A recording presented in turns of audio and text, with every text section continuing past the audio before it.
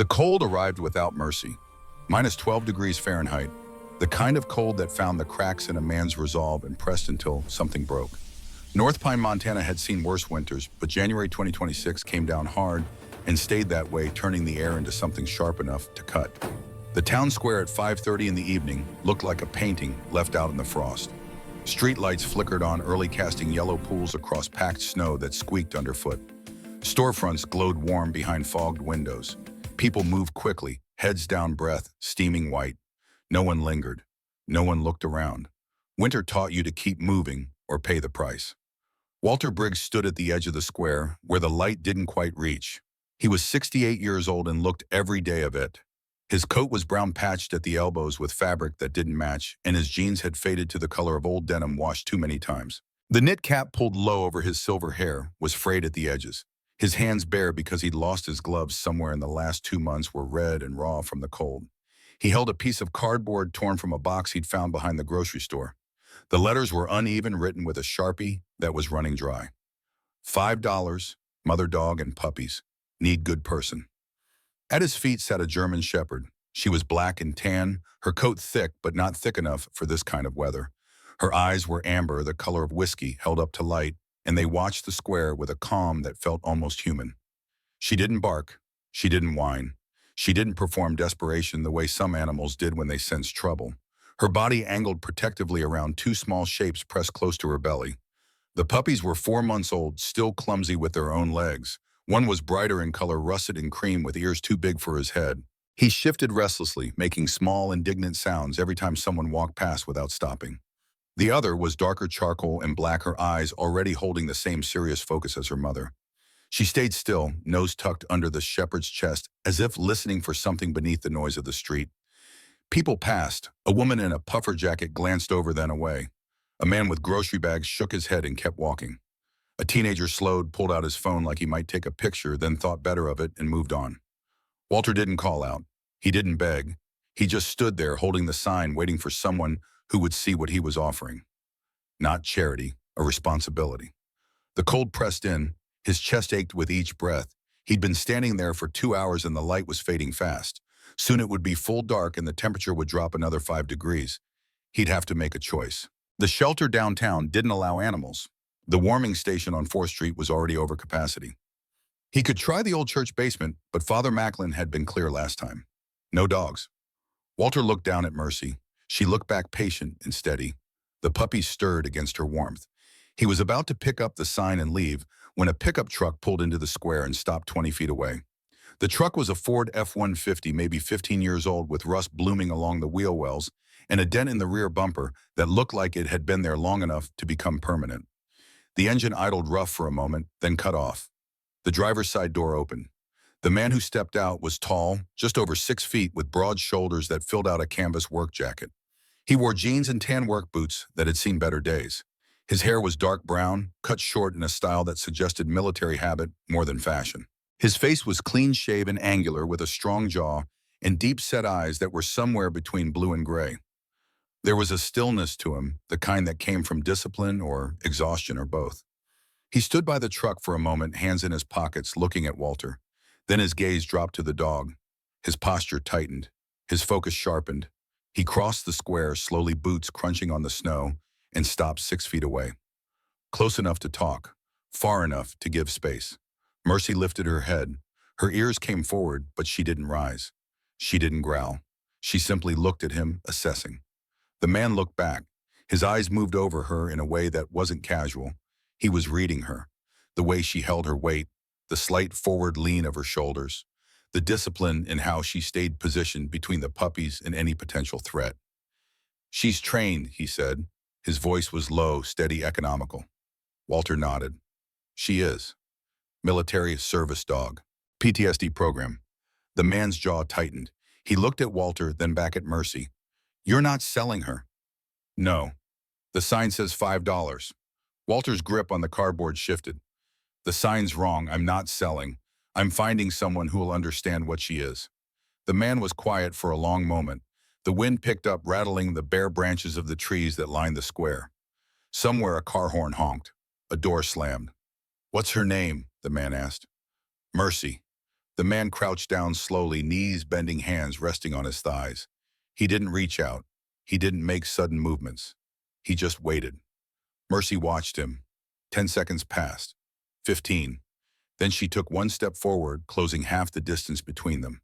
She stopped head level with his and held his gaze. The man's breathing slowed. His eyes didn't leave hers. For just a moment, pain flickered across his face. Memory. It was there and gone fast as a shadow. He stood up slowly, looked at Walter. One night, warm place. You can decide after that. Walter stared at him. I don't need charity. I'm not offering it. I'm offering shelter for one night. Then you make your choice. Why? The man's gaze returned to Mercy. His voice went quieter. Because I know what she is, and I know what it kisses when no one helps. Walter's hands shook, not from cold, from something that felt like relief and fear mixed together in equal measure. He looked down at the puppies, then at Mercy, then back at the man. Just one night. Just one. Walter nodded once. Okay. The man reached into his pocket and pulled out his truck keys. I'm Garrett. Garrett Hale. Walter Briggs. He paused. The puppies too. All of you. They loaded into the truck in silence. Mercy climbed into the back seat with practiced ease, the puppies scrambling after her. Walter sat in front of the cardboard sign folded on his lap. Garrett started the engine and pulled out of the square. No one spoke. The heater rattled to life, blowing cold air that slowly turned warm. The radio was off. The only sound was the hum of tires on frozen road and the occasional whimper from the brighter puppy who couldn't seem to settle. Garrett drove north away from downtown toward the edge of town where the houses thinned out and the land opened up. The road curved along the shoreline of Lake North Pine, a vast stretch of water, now frozen into a pale sheet of ice that reflected the last light of the day. After 10 minutes, Garrett turned onto a gravel drive that led to a small cabin set back from the road. It was modest single-story with a stone chimney and a covered porch. The siding was weathered but intact.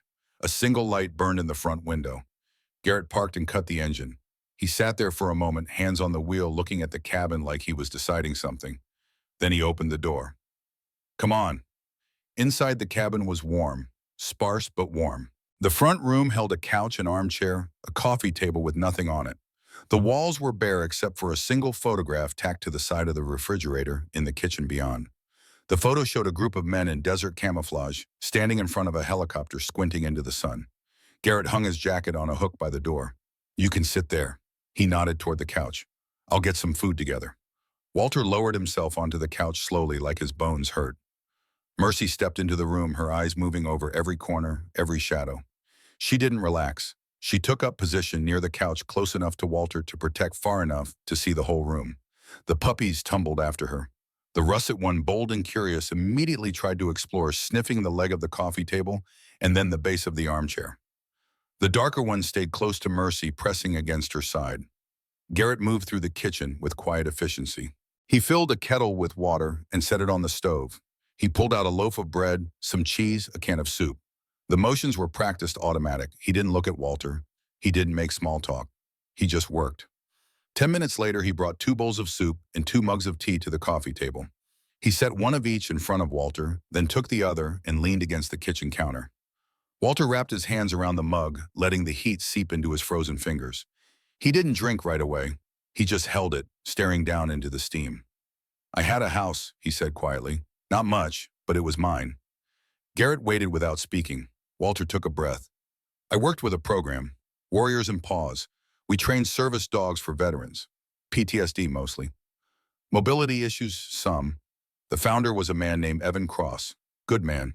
He cared. He paused, his hands tightening around the mug. Evan died 14 months ago, November 2024. Heart attack. He was only 52. Garrett's expression remained neutral, but his shoulders tensed slightly. I got sick after that, Walter continued. Pneumonia, bad. I was in the hospital for a week. When I got out, my neighbor helped me with the paperwork. Medical bills, insurance forms.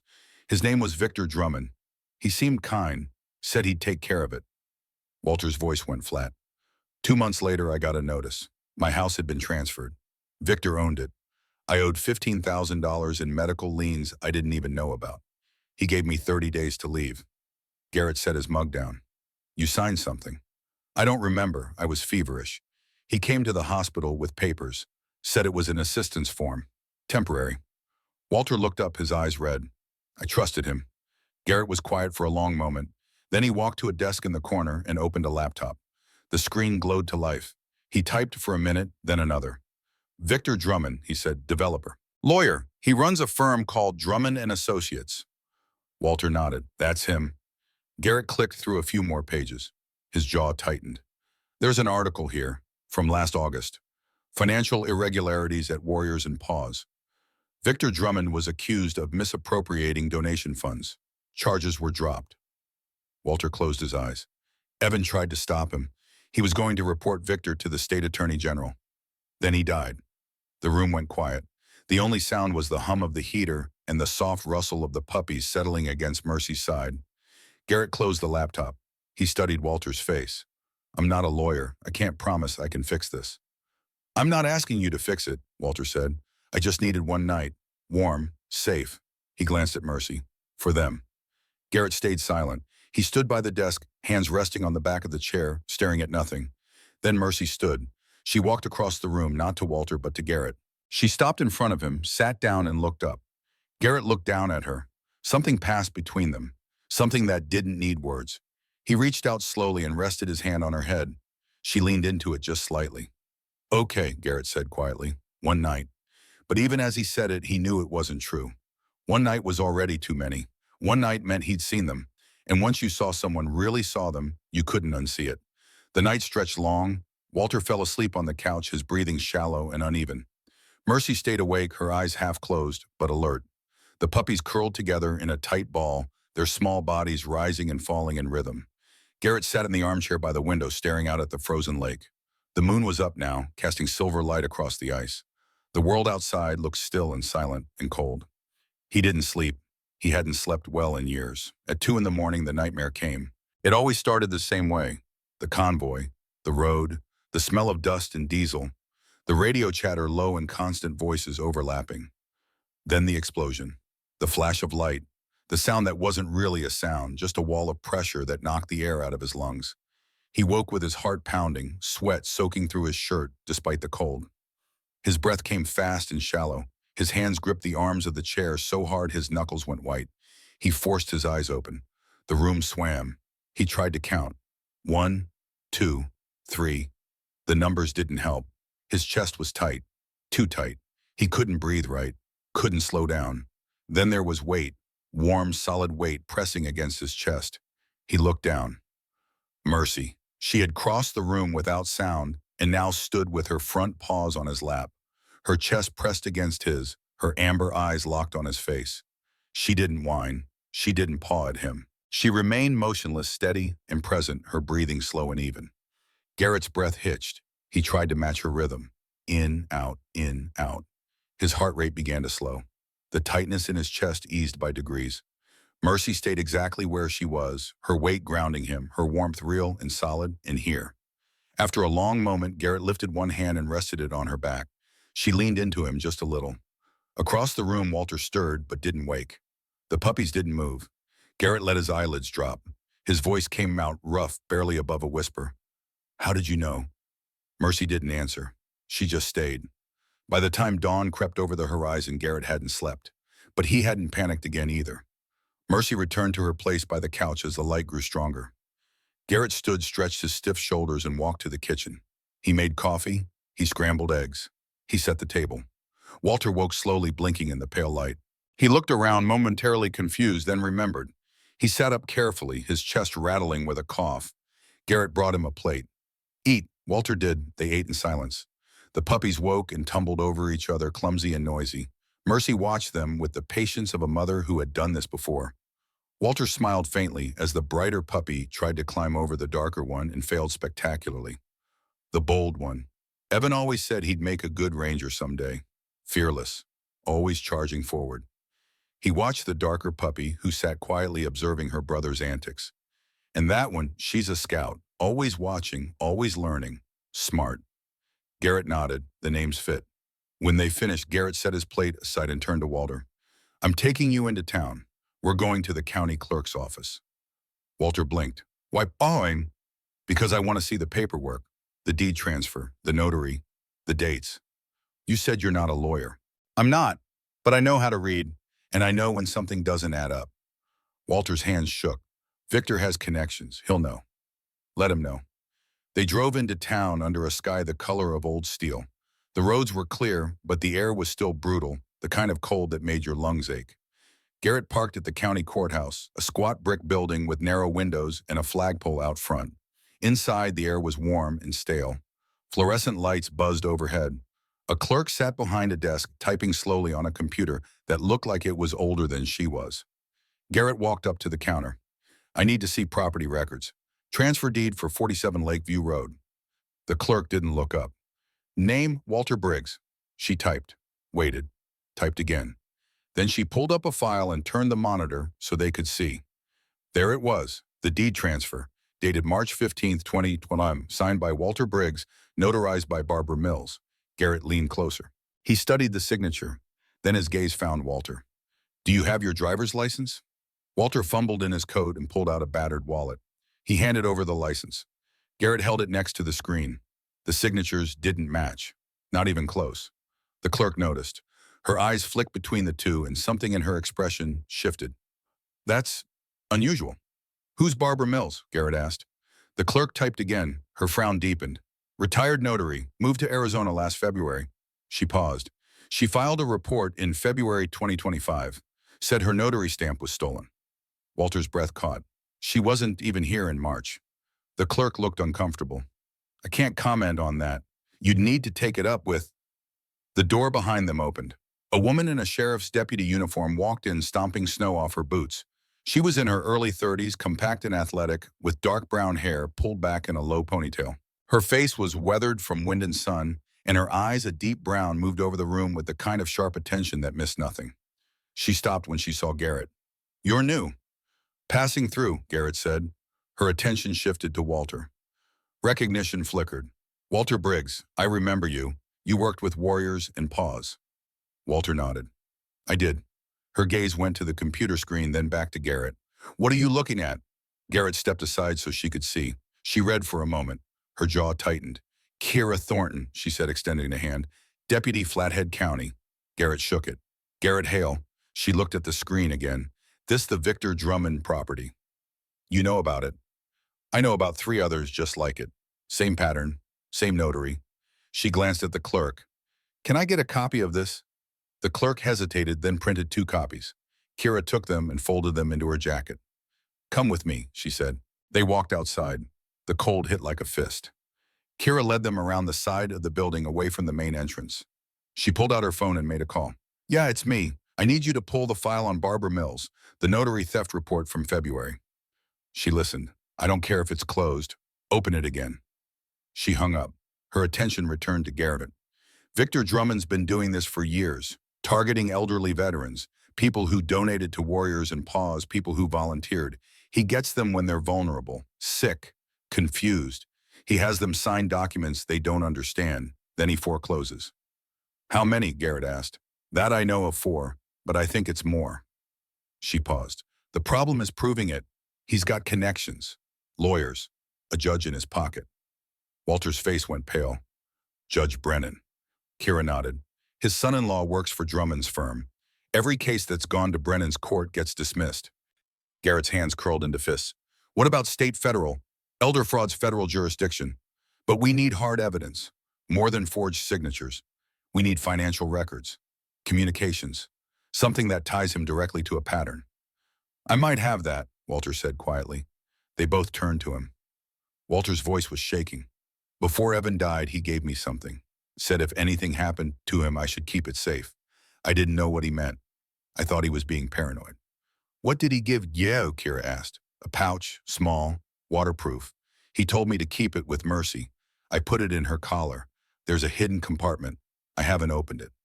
Garrett's breath came faster. Where's Mercy? In the truck. They ran. The truck was where they'd left it, parked at the edge of the lot. Mercy sat in the back seat, calm and patient. Garrett opened the door. Hey girl, easy. He reached for her collar. His fingers found the seam. The leather was thick, doubled over, stitched tight. But there was a small metal zipper, almost invisible unless you knew to look for it. He pulled it open. Inside was a small pouch wrapped in plastic. He pulled it out and unzipped it. Inside was a micro SD card. Kira took it carefully. We need a computer. They went to the library 3 blocks away. Kira used a public terminal, sliding the card into an adapter. The screen loaded. Files appeared, dozens of them. Financial records, emails, an audio file. Kira opened the audio file first. Evan Cross's voice filled the small cubicle tinny through the cheap speakers. Victor, I'm not signing anything. What you're asking me to do is fraud. You're targeting vulnerable veterans, people who trusted us. Another voice, smooth, calm. Evan, you're being old-fashioned. This is business. Opportunities close quickly. It's exploitation. Call it what you want. Sign the transfer authorization for the property rights, or I'll make sure your heart condition acts up. A pause. Then Evan's voice tight with fear. Are you threatening me? I'm giving you options. Think carefully. The recording ended. Kira sat back, her face pale. That's a threat. That's a recorded threat. Garrett stared at the screen. When did Evan die? Walter's voice was barely a whisper. November 12th, twim. Kira clicked through the files. She found a spreadsheet. Property acquisitions, names, dates, amounts, 9 properties, all acquired between 2019 and 2025, all from elderly veterans connected to Warriors and Paws. Total value $6.2 million. Total paid to victims averaged $30,000 each. Kira pulled out her phone again. She didn't ask permission. She copied the files to a secure cloud drive, then composed an email. Who are you sending that to? Garrett asked. FBI, White Collar Crime Unit, Montana Field Office. She paused. I know someone there, Agent Rebecca Stanton. She specializes in elder financial exploitation. She hit send. They sat in silence for a long moment. Then Kira stood. Go back to your place. Stay there. Don't talk to anyone. I'll reach out when I hear something. Garrett and Walter walked back to the truck. Mercy watched them approach, her amber eyes calm. They drove home without speaking. The sky had darkened again, clouds moving in. The weather report that morning had called for another storm. Back at the cabin, Garrett made soup. Walter sat at the table staring at nothing. Ranger and Scout played on the floor, oblivious. Mercy lay near the door, her head on her paws. But her eyes stayed open, watching. It was just after 8 when the headlights appeared in the driveway. 3 vehicles, SUVs, black. They parked in a line, engines running. Garrett moved to the window. His stomach dropped. Walter, get away from the windows. What? Now. Walter scrambled up. Garrett grabbed his hunting rifle from the closet. He checked the magazine. 5 rounds. The SUVs cut their engines. Doors open. Men stepped out. 6 of them, 2 wearing sheriff's uniforms, 4 in civilian clothes, all armed. Mercy rose. She moved to stand between the door and Walter. A low growl rumbled in her chest. It was the first sound she'd made all day. Garrett's hands were steady. His breathing was slow. Different place, different enemy, same training. One of the uniformed men approached the porch. He stopped at the bottom step. Garrett Hale, you're harboring a fugitive. Walter Briggs has an outstanding warrant for fraud. Send him out. Garrett's voice was calm. Show me the warrant. The man smiled. It didn't reach his eyes. I don't need to show you anything. He took a step up. Garrett raised the rifle. Yes, you do. The man stopped. Behind him, the others shifted. Hands moved toward holsters. Mercy's growl deepened. Everything hung in the balance for one long, terrible second. Then a gunshot cracked through the night. The bullet punched through the front window and buried itself in the wall behind Garrett's head. Glass exploded inward, 1,000 tiny fragments catching the light as they fell. The sound was sharp and final, cutting through the winter night like a blade. Garrett dropped to the floor, dragging Walter down with him. The old man hit the ground hard, the air rushing out of his lungs in a wheeze. Mercy didn't flinch. She moved in front of them, both body low, teeth bared for the first time since Garrett had met her. Ranger yelped and scrambled toward his mother. Scout pressed herself flat against the floor, eyes wide but silent. Outside, boots hit the porch steps. Heavy, multiple sets. Garrett rolled to his knees, bringing the rifle up. His training kicked in like muscle memory, smooth and automatic. Assess, prioritize, execute. The front door was solid wood, but it wouldn't hold long. The windows were compromised. The back door led to open ground with no cover for 60 yards. They were trapped. Stay down, he said to Walter. His voice was steady, almost calm. Combat calm. Another shot. This one hit the door frame, splintering wood. Then a voice loud and authoritative. Come out now and nobody else gets hurt. Garrett recognized the voice. The deputy in uniform. The one who'd approached first. He didn't answer. Words were wasted breath right now. He moved to the side window, staying low and risked a glance. 6 men, 2 still by the vehicle's rifles raised. 4 advancing on the cabin in a loose formation. Not military trained, but competent enough. The 2 in uniform were in front. The lead deputy was young, maybe 30, with a clean-shaven face and the kind of confidence that came from never having been truly afraid. His nameplate read Foster. Garrett pulled back from the window. His mind moved through options like flipping through cards. Fight from inside meant being pinned down until they breached or burned them out. Running meant exposing Walter to open fire. The old man was already struggling to breathe, his face pale in the dim light. Then Mercy moved. She crossed to the back door in 3 quick strides, stopped and looked back at Garrett, not asking permission, telling him. She knew something he didn't. Garrett made the decision in half a second. "Walter, can you move fast?" The old man nodded, clutching his chest. "When I say go, you grab those puppies and you run out the back door. Stay low. Head for the tree line. Don't stop. Don't look back." "What about you?" "I'll be right behind you." It was a lie. They both knew, did. But there wasn't time for truth. Garrett moved to the front door, rifle ready. He counted down in his head. 3, 2. He yanked the door open and fired twice into the ground 5 feet in front of Deputy Foster. Snow and dirt kicked up. Foster dove sideways, shouting. The men behind him scattered. "Go!" Garrett yelled. Walter scrambled to his feet, scooped up both puppies in his arms, and stumbled toward the back door. Mercy was already through it, disappearing into the darkness beyond. Garrett fired once more, keeping Foster pinned, then turned and ran. He hit the back door 3 seconds after Walter. The night outside was black and freezing, the temperature having dropped another 5 degrees. The moon was hidden behind thick clouds. Snow had started to fall, light but steady. Walter was 20 feet ahead, moving in an awkward, limping run, the puppies squirming in his arms. Mercy circled back, herding him forward. Gunfire erupted behind them. Muzzle flashes lit up the darkness. Bullets hissed through the air, thudding into snow and tree trunks. Garrett didn't return fire. He ran. The tree line was 50 yards. 40. 30. A bullet cracked past Garrett's ear, so close he felt the displacement of air. He zigzagged, combat instinct overriding thought. 20 yards. 10. They hit the trees and the darkness swallowed them whole. Garrett grabbed Walter's arm and pulled him deeper into the forest. The old man was gasping now, each breath a rattling wheeze. The puppies whimpered, but didn't struggle. Behind them, voices shouted. Flashlight beams cut through the trees, sweeping back and forth. Mercy stopped and looked back. Her ears were forward, her body tense. Then she turned and pushed ahead, choosing the path. Garrett followed her. He had no better options. They moved through the forest in near silence, the only sounds their labored breathing and the crunch of snow underfoot. The trees were dense here, mostly pine and fir, their branches heavy with snow. The ground was uneven roots and rocks hidden beneath a white blanket that made every step treacherous. Walter stumbled. Garrett caught him before he fell. "Keep moving." "I can't." "You can." They pushed on. The voices behind them faded, then surged closer again. The men were spreading out, trying to flank them. Smart. Coordinated. After 5 minutes, Garrett stopped. Walter collapsed against a tree, his chest heaving. He set the puppies down. They immediately pressed against Mercy, shivering. Garrett listened. The forest was never truly silent. Wind in the branches, the creak of wood, the soft whisper of falling snow. But underneath it all, he heard them. Boots on snow, 3 sets, maybe 4, coming from the east. His gaze found Walter. The old man's lips were blue. His hands shook uncontrollably. Hypothermia was setting in. They'd been outside less than 10 minutes and already the cold was winning. "We can't stop," Garrett said. Walter didn't respond. His eyes were glazed. Garrett knelt down and grabbed his shoulders.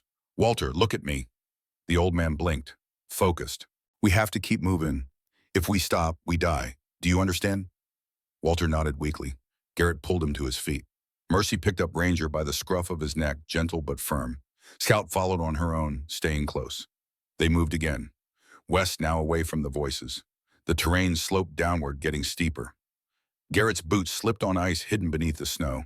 He grabbed a tree branch to steady himself, kept moving. After another 10 minutes, the ground leveled out.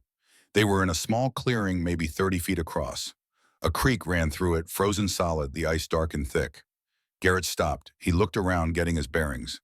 They were about a mile from the cabin, maybe a little more. The voices behind them had faded again, but he knew they were still coming. Walter sank to his knees. I can't. Garrett didn't argue. He knelt beside him and started assessing. Walter's heartbeat fluttered irregularly under Garrett's fingers. His skin felt like wet ice. His breathing was shallow, each inhale accompanied by a wet rattle that Garrett recognized from too many medevacs, pneumonia, and now exposure was making it worse. Walter, when's the last time you took your antibiotics? 3 days ago, ran out. Garrett swore under his breath. Okay, we're going to rest here, just for a few minutes. Walter's eyes closed. Just let me sleep. No, stay awake. Garrett shook him gently. Look at me. Stay awake. Mercy moved closer. She lay down next to Walter, pressing her body against his side.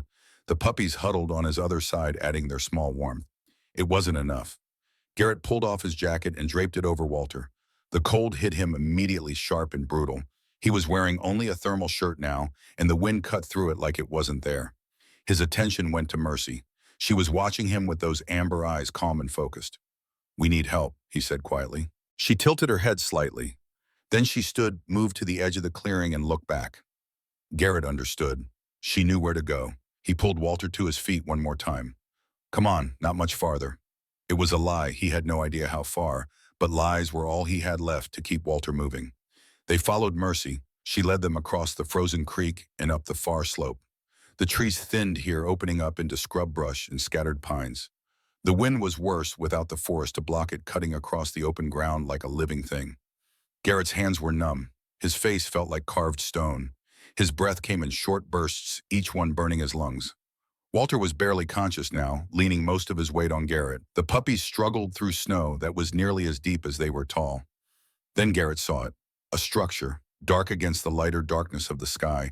A fire watchtower, old, probably abandoned, but standing. He half-carried Walter the last 100 yards. The tower loomed above them, a skeletal framework of wood and metal, rising 40 feet into the air. A small cabin sat at the top, accessible by a ladder built into the support beams. Garrett looked up.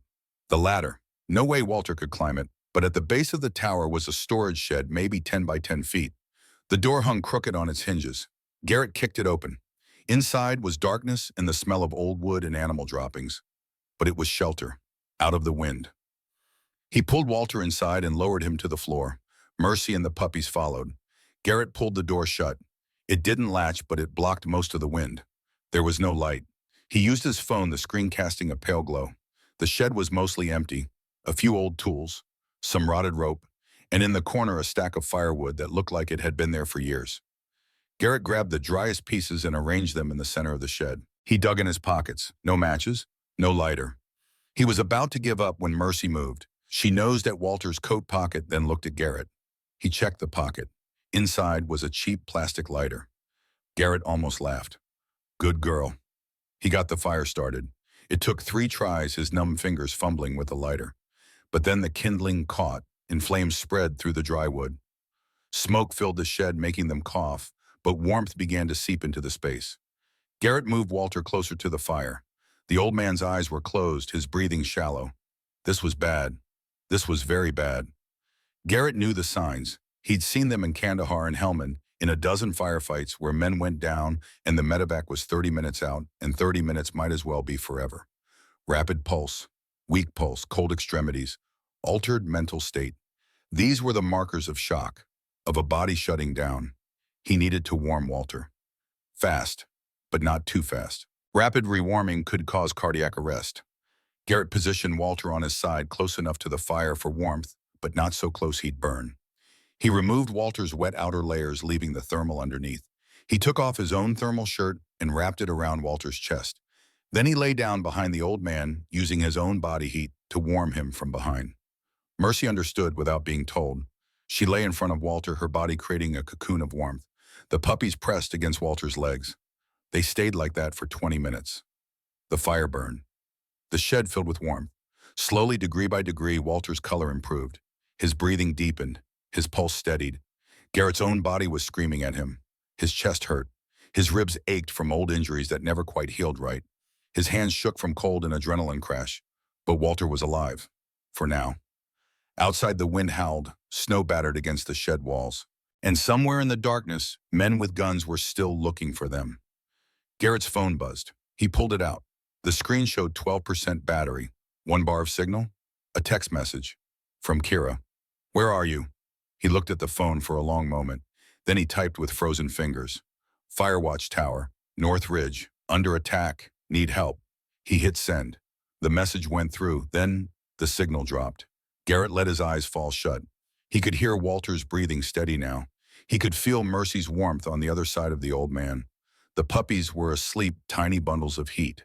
The fire crackled. The wind screamed outside. Garrett let himself drift, not sleeping, but not quite awake either. A state he'd learned overseas. Combat rest. Aware enough to react, but conserved enough to function. His mind drifted to the men outside. To Victor Drummond. To the system that allowed men like Drummond to exist. He thought about the recording. Evan Cross's voice. The fear in it. He thought about the 9 properties, $6 million stolen from people who had already given everything. He thought about Mercy, about how she'd known to lead them here, about how she'd saved him from his own nightmares just hours ago.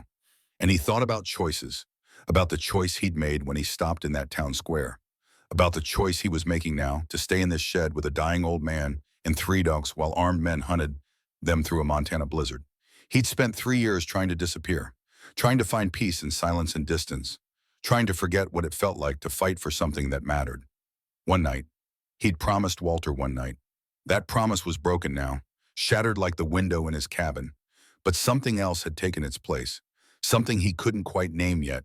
Purpose maybe, or responsibility, or just the simple, stubborn refusal to let the bad guys win. The fire burned lower. Garrett added more wood. Walter coughed but didn't wake. Mercy opened her eyes, checked the room, then closed them again. Time passed. An hour, maybe more. It was hard to tell. Then Garrett heard it, the sound that separated itself from the wind, the rhythmic thump of rotor blades. He sat up fast, moving to the door. He eased it open a crack. The sky was still dark, but to the east there was the faintest hint of gray. Dawn was coming, and in the skylights, red and white cutting through the snow, a helicopter. Garrett's hand went to his rifle. He didn't know if it was rescue or threat. Not yet. The helicopter came closer, its searchlight sweeping the ground below. It circled once, twice. Then it hovered directly above the tower. Mercy stood. She moved to the door and looked out. Her ears came forward. Not in alarm, in recognition. Garrett watched her. She'd been around helicopters before. She knew the difference between models, between military and civilian, between threat and rescue. She sat down, calm, waiting. The helicopter began to descend. It couldn't land, not with the trees too close, but it held position 30 feet up. A rope dropped from the side door. 2 figures fast roped down. They hit the ground and moved toward the shed, weapons raised but pointed down. The lead figure pulled up a face mask, dark hair, brown eyes, a woman's face. Garrett Hale. He stepped out of the shed. Yeah, she lowered her weapon. Agent Rebecca Stanton, FBI. She looked past him. Is Walter Briggs with you? He's inside. He needs medical attention, pneumonia and exposure. Rebecca spoke into her radio. We've got them. I need medical evac, now. She moved to the shed, knelt beside Walter, checked his pulse, his breathing. She pulled a thermal blanket from her pack and wrapped it around him. He's stable for now. Helicopter's got a medic. She looked at Garrett. You're hypothermic too. You know that, right? I'll live.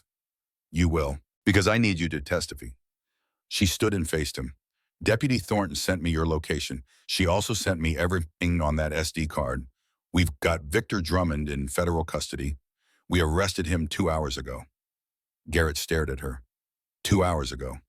We've been building a case on him for 6 months. The evidence you sent was the last piece we needed. She paused. We also arrested Detective Morgan. He was coordinating with Drummond's men, the ones who attacked your cabin. Deputy Foster. Him too. He's at Kalispell Regional with a shoulder wound. He's talking. Gave up 5 other officers across 2 counties. Garrett's legs felt weak suddenly. He leaned against the shed wall. It's over. The immediate threat, yes, the case, no. We're going to need you, both of you. This is bigger than one man. The helicopter descended as low as it could. A rescue basket lowered on a cable. Rebecca and the other FBI agent lifted Walter into it. The basket rose, came back down empty. You next, Rebecca said. Garrett turned to Mercy, to the puppies, the dogs. They come too. Don't worry, FBI helicopters have carried stranger things than German shepherds. They loaded Mercy first. She climbed into the basket without hesitation. The puppies went next, huddled together in an equipment bag with air holes. Then Garrett. As the basket rose, he looked down at the forest, at the shed that had saved their lives, at the landscape that had tried to kill them.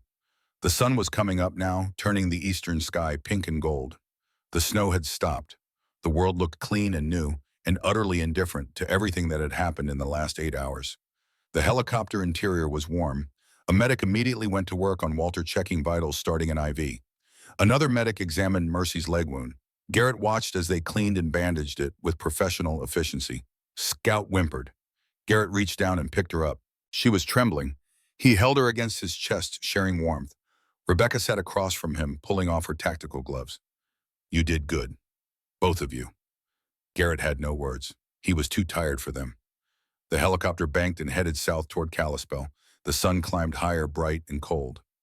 Below, the forest stretched out in an endless expanse of white. Garrett leaned back against the bulkhead. He could still feel the weight of Mercy's head on his chest from the night before. Could still hear Walter's voice. Just one night, warm, safe. One night had become the longest night of his life. And it wasn't over yet. At the hospital, they were separated. Walter went to intensive care. Garrett went to a treatment room where they wrapped him in heated blankets and pushed warm fluids.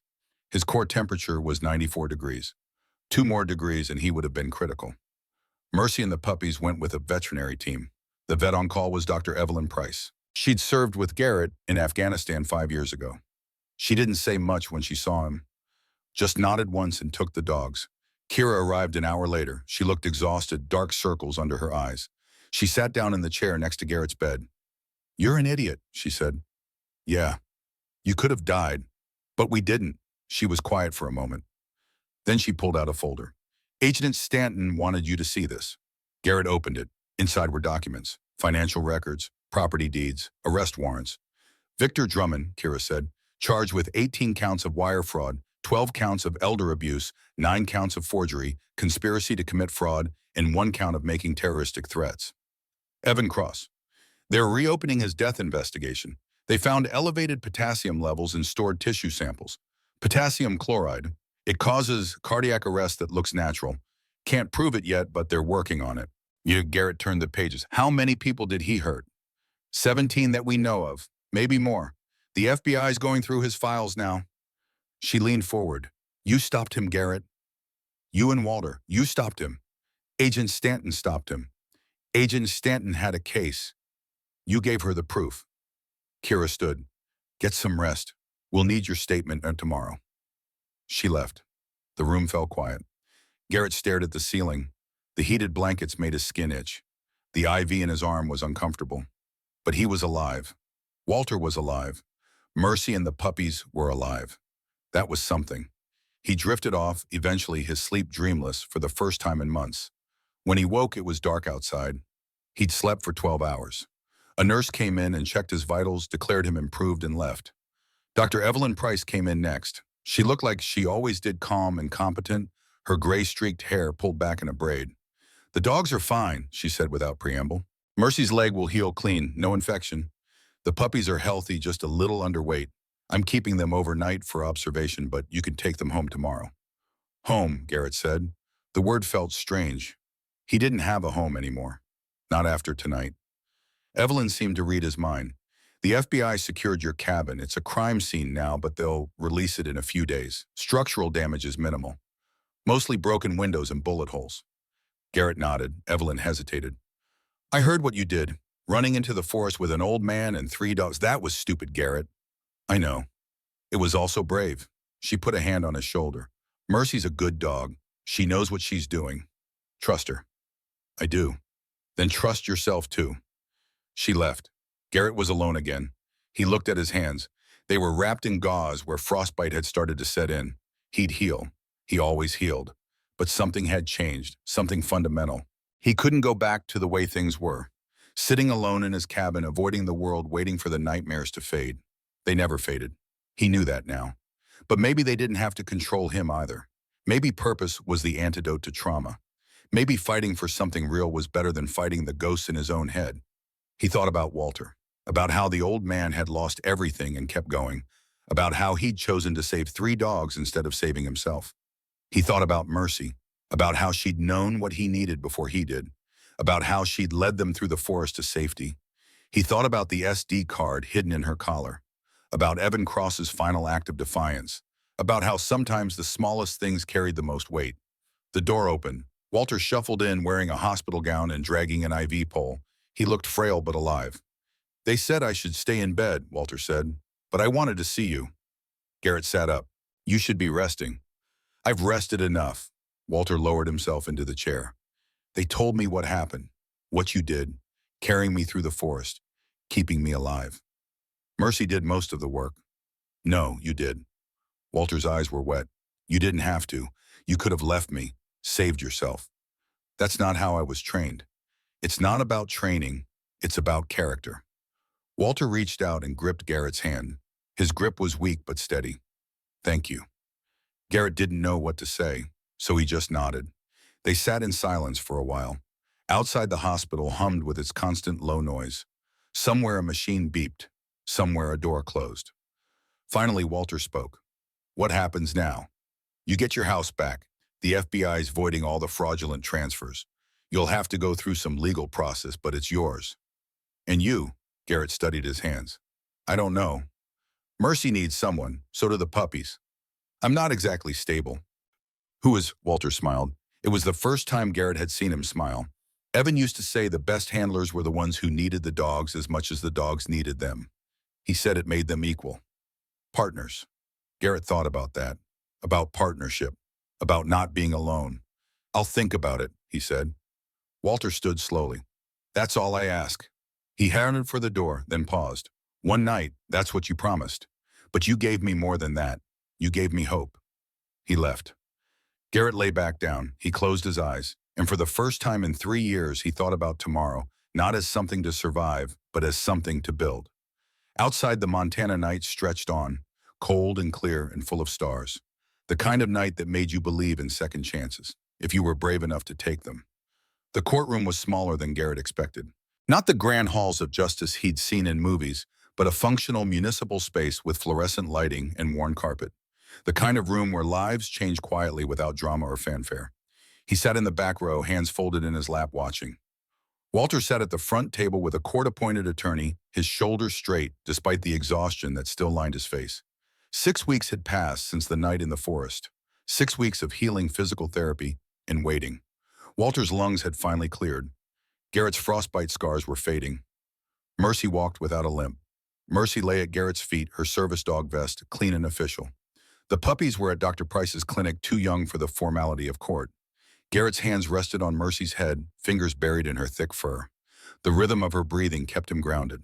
Agent Rebecca Stanton sat 2 rows ahead, her FBI credentials clipped to her belt. Deputy Kira Thornton was beside her, in full uniform, hair pulled back tight. They'd both testified already. Now it was Walter's turn. The judge was a woman in her late 50s named Catherine Reeves. She had steel gray hair, cut short, and reading glasses perched on her nose. She'd listened to 3 hours of testimony without interruption, her face giving nothing away. Now she looked at Walter. "Mr. Briggs, would you approach the bench, please?" Walter stood slowly. His attorney helped him to his feet. The pneumonia had left him weaker than before, his breathing still labored. But he walked forward without assistance, one step at a time. The judge studied him for a long moment. "Mr. Briggs, I've reviewed the evidence presented by the FBI.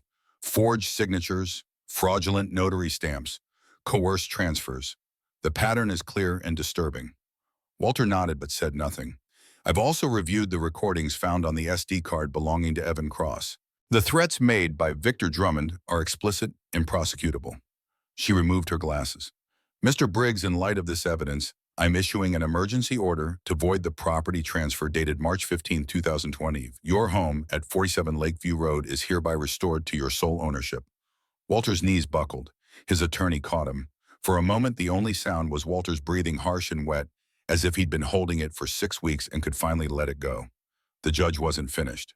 "Furthermore, I'm ordering the immediate release of all assets seized by Mr. Drummond in relation to this property. Additionally, Victor Drummond's personal assets are to be frozen pending federal criminal proceedings and civil restitution." She looked directly at Walter. "Mr. Briggs, this court recognizes that no legal remedy can restore what was taken from you. Your home, yes, but not the months you spent without shelter, not the dignity stripped away." Justice is often late and always incomplete, but it is here now. Walter made a sound that wasn't quite a sob and wasn't quite a laugh. He covered his face with his hands. The judge's voice softened. You're a veteran of a different kind of war, Mr. Briggs. You served men and women who came home broken, and you helped them heal.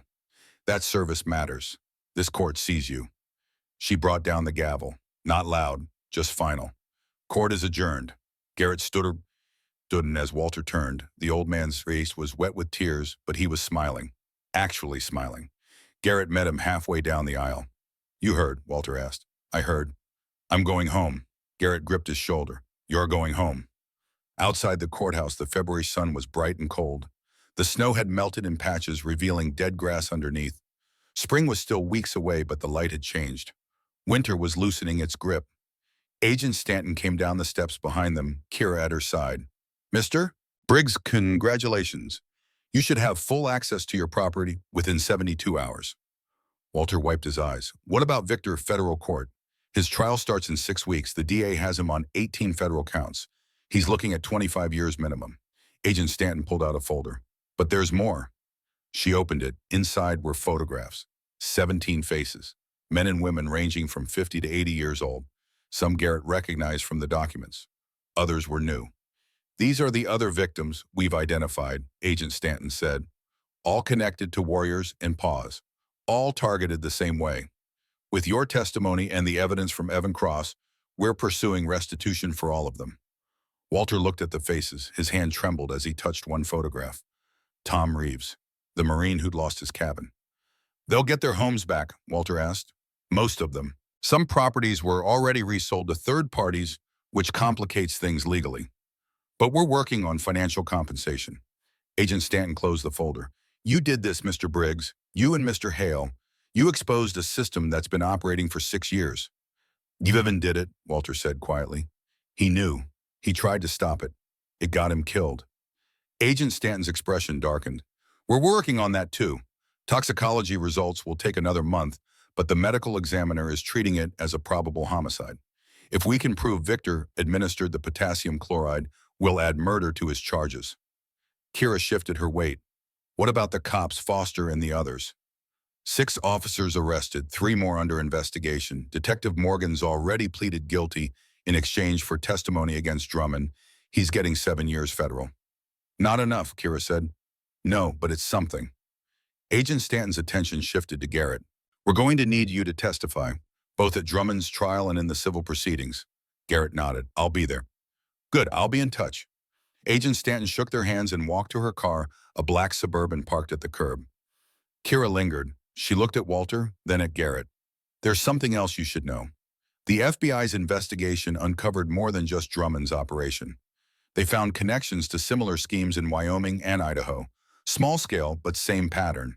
Elder fraud targeting veterans. How many? Garrett asked. They're still counting, but it's a lot. She paused. This is bigger than one man. It's systemic. Walter closed his eyes. All those people.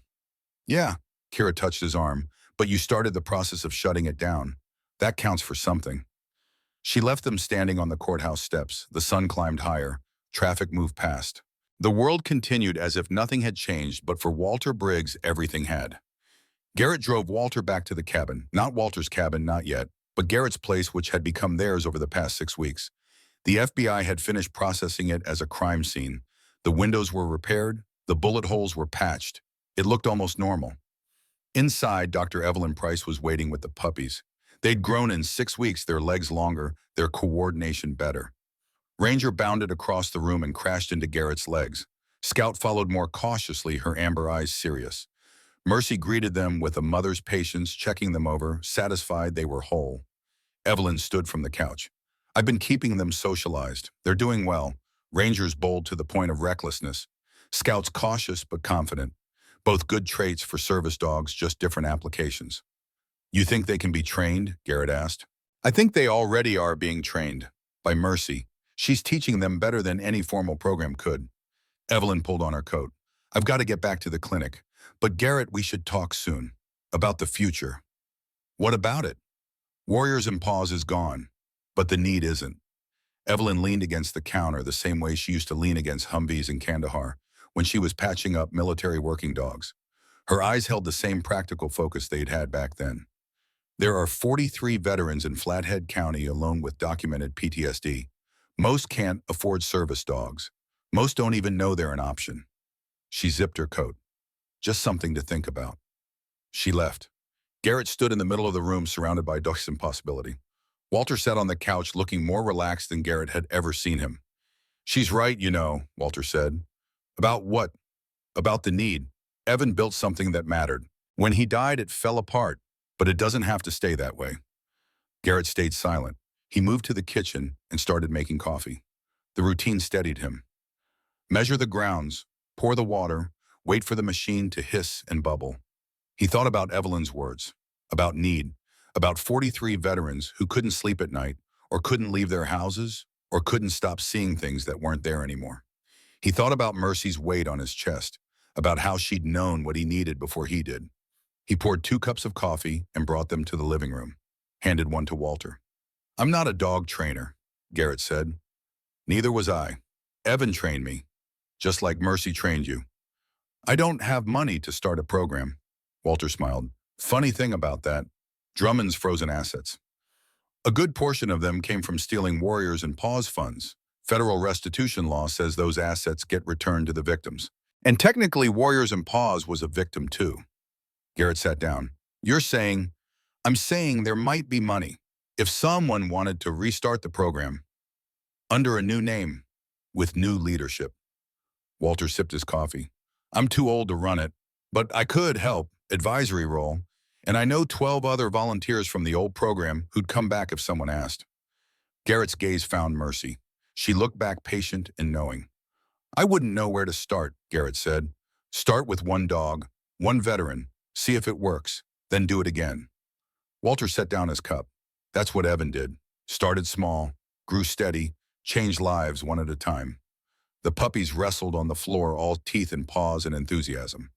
Scout pinned Ranger, then immediately let him up, teaching him the rules, showing him boundaries.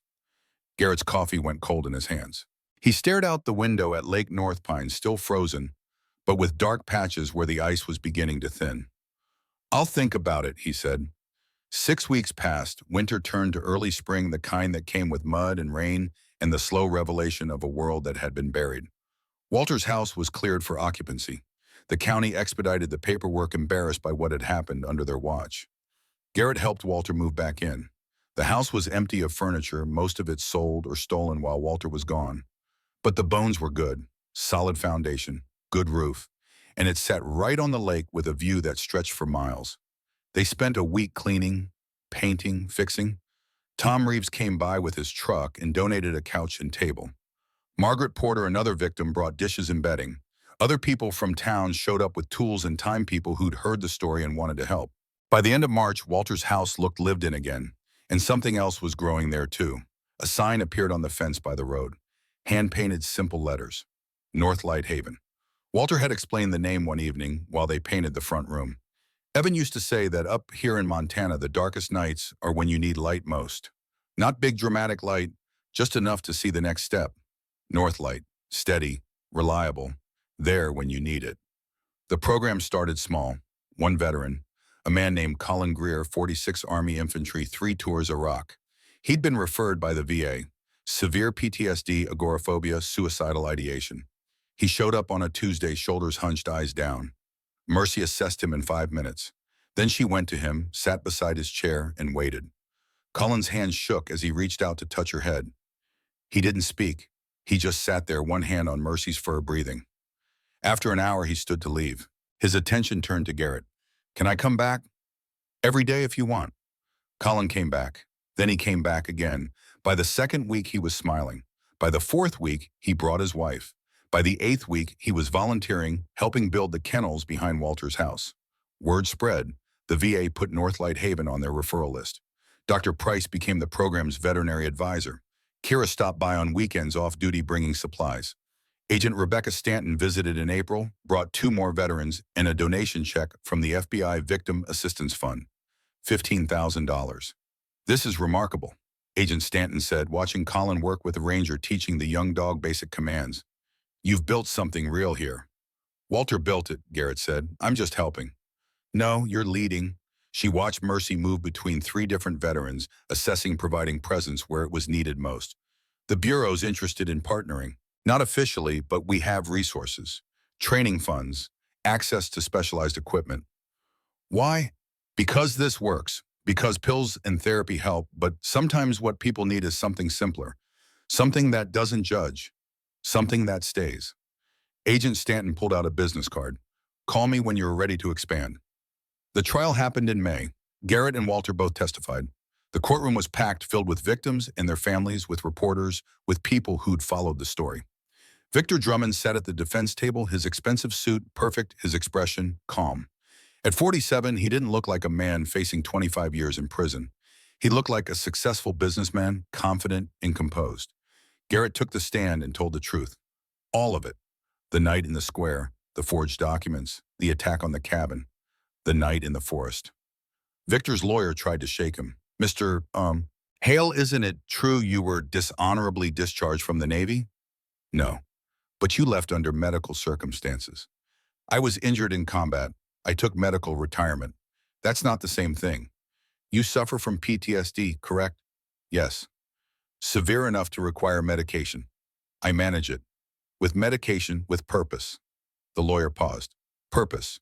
Yes, I found something worth owning, something that mattered. The medication didn't work. Purpose did.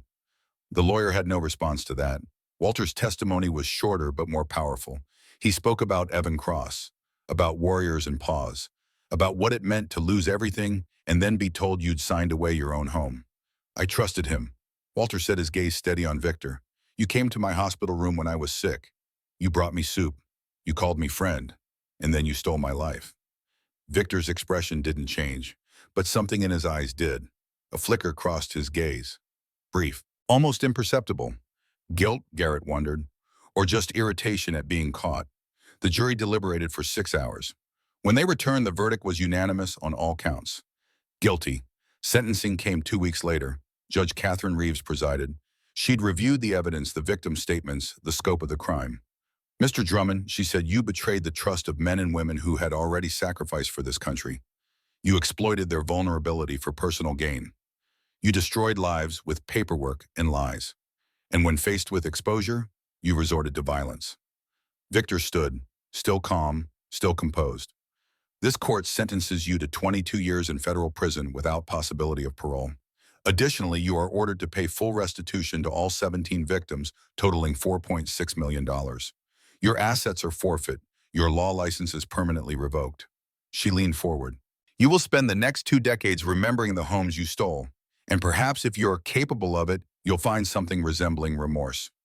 Victor was led away in handcuffs. He didn't look back. Outside the courthouse, Walter stood in the spring sunlight, breathing deep. It's over. Part of it, Garrett said. The rest is just beginning. Summer came to Montana with wildflowers and long evenings. North Light Haven grew. 2 more veterans joined the program, then 3 more, then 5. They built 4 kennels, then 6.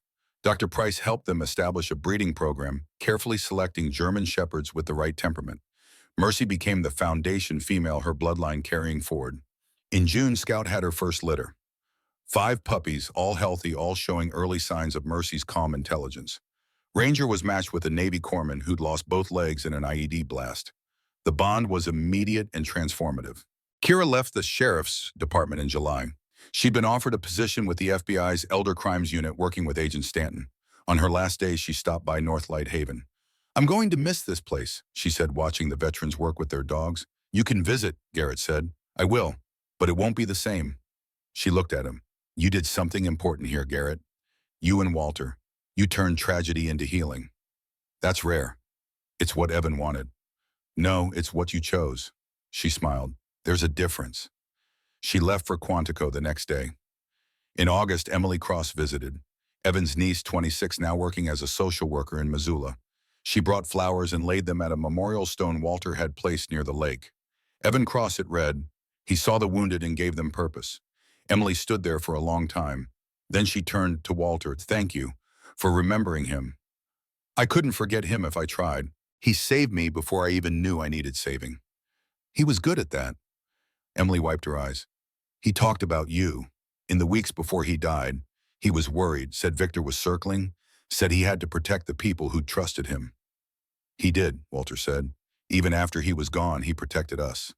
That SD card saved everything. Emily nodded. He believed in preparation, in having insurance. She looked at Mercy, who sat nearby with Scout and 3 of Scout's puppies. He'd be glad to see this, to know it didn't die with him. It almost did, Garrett said, but someone made sure it couldn't. They stood together as the sun set over Lake North Pine, painting the water gold and orange. The dogs played in the grass. The veterans laughed at something Colin had said. The air smelled like pine and fresh water and possibility. September brought the first signs of fall. The program had grown to 12 veterans, 8 dogs, and a waiting list of 43 more names. The VA formally recognized North Lighthaven as an approved service dog provider. The state of Montana issued them a nonprofit certification. Garrett hired help, 2 trainers, both veterans themselves, a part-time administrator to handle paperwork, a groundskeeper to maintain the expanding property. Walter moved slower now, his health declining despite the treatments. But he came every day, sitting in a chair by the kennels, watching the dogs work, offering advice when asked. "You've done well," he told Garrett one afternoon. "Better than Evan, better than I ever could have. I had good teachers. You had good instincts." Walter coughed, the sound wet and deep. "Promise me something." "What?" "Don't let this become just a business. Keep it personal. Every veteran, every dog, they're not numbers, they're lives." "I promise." Walter nodded. "Good. That's all I needed to hear." He passed away in October, peacefully in his own bed, in his own house. His last view was of the lake he loved, with Mercy lying beside him. The funeral was held at the original Warriors and Paws facility, now restored and renamed the Evan Cross Memorial Training Center. 200 people attended.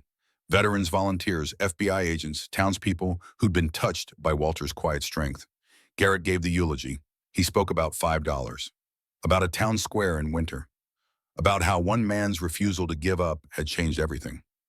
Walter Briggs didn't ask for recognition, Garrett said. He didn't want glory, he just wanted dignity. For himself and for 3 dogs he couldn't bear to abandon. That choice, that small act of love, exposed a criminal network and saved 17 families. But more than that, it reminded us what we're supposed to be, protectors, not of things or property or money, of each other. They buried Walter next to Evan, overlooking the lake. The headstone was simple. Walter Briggs. He chose compassion over comfort.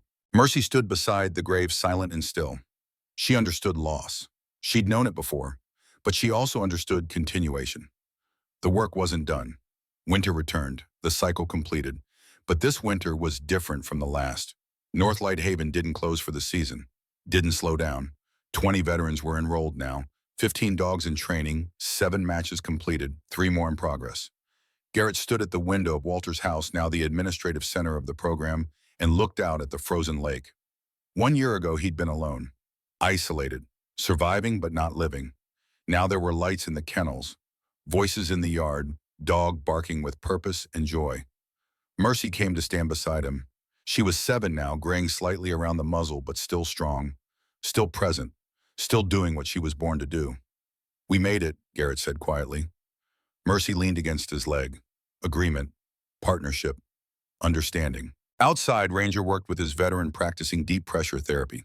Scout supervised 3 of her puppies, teaching them patience and timing.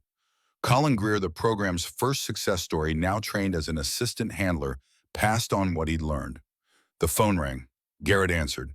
It was a VA counselor from Wyoming. They had 3 veterans who needed help. "Could North Lighthaven take them?" "Yes," Garrett said. "We can take them." He hung up, looked at Mercy. 3 more. She wagged her tail once. Ready, always ready. That evening, Garrett sat down at the desk and opened his laptop. He'd been avoiding this for months, but Walter's voice echoed in his head. "Don't let this become just a business." He opened a document and started typing. Not a report, not a grant application, a story. It began with $5 and a cardboard sign, with an old man and a mother dog and 2 puppies, with cold that cut through everything and warmth that saved everyone. He wrote through the night, every detail, every moment, the attack, the forest, the trial, the victory, the loss, the rebuilding. He wrote until the sun came up, painting the frozen lake gold. When he finished, he saved the document, The Mercy Protocol, a true story of how one act of compassion can dismantle systems of cruelty, of how purpose is found in the least expected places, of how healing isn't a destination, but a practice repeated daily with patience and love. He would publish it, share it, let other towns, other programs, other broken people know that there was a path forward. But not yet. First, there were 3 veterans arriving from Wyoming. There were dogs to train. There were lives to change. Garrett closed the laptop and stood. Mercy waited by the door, patient as always. Come on, girl. We've got work to do.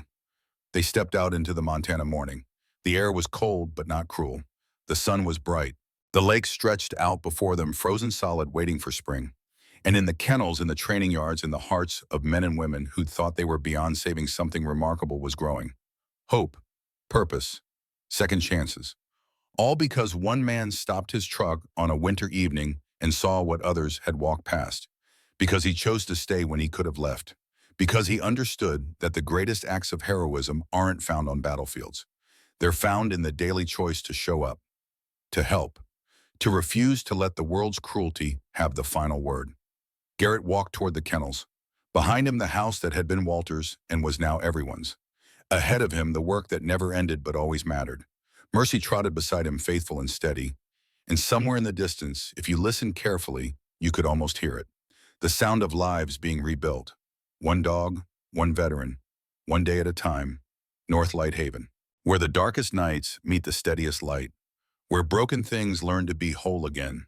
Where a German shepherd named Mercy teaches humans what they'd forgotten.